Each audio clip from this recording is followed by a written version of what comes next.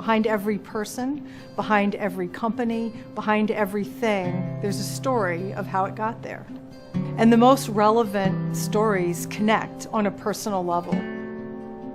I'm Beth Comstock. I lead marketing and innovation at GE.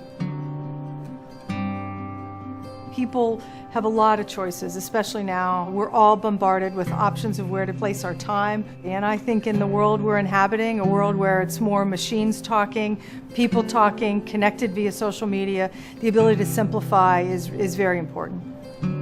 If you're a company or you're a corporate storytelling, how are you memorable when you have very complicated things you have to talk about? I find often in business, we only want a logical, mathematical, financial dealing. And the reality is you have to be about a story to connect to a person, to connect to a customer, to connect to a product. I think increasingly we want to know where our fabric came from. We want to know where the materials in our watch came from, in our jet engine. We want to understand what happened to get us to where we are. You can't sell something until you've entered someone's mind.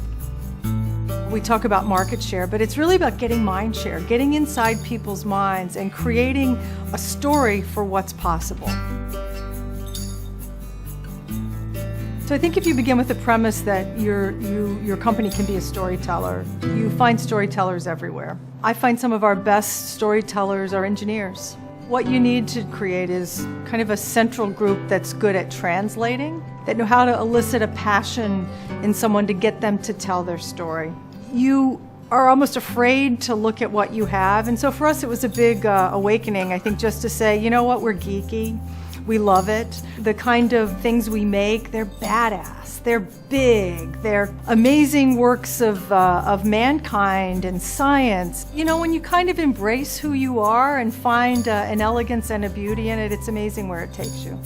Recently, we had great success with a series of stories we did that was a bit imaginative, and we said, what would a child think about if they looked at GE? And it was that way of reminding all of us, remember when you're a child and you just had this amazing magic of looking at things, your imagination went wild. And so you'd see a plane in flight, or you would see a train, and you start to think of this sort of imaginative way. So I think sometimes in storytelling you have to take people to another place. You have to connect. Remember when you were a child. When you're a storyteller, you want to connect, but you have a message you want to convey. It is a bit of an art of why is this relevant? It might be easy to say, hey, you should know about this jet engine because it's really good. Or you could say, hey, this jet engine, we're working to make it 90% lighter in terms of materials than ever before in history. Why should you care? Because it takes emissions out of the air. And perhaps you care about a cleaner world. The return on storytelling is, did you make a connection? Are people finding value in it enough to share it?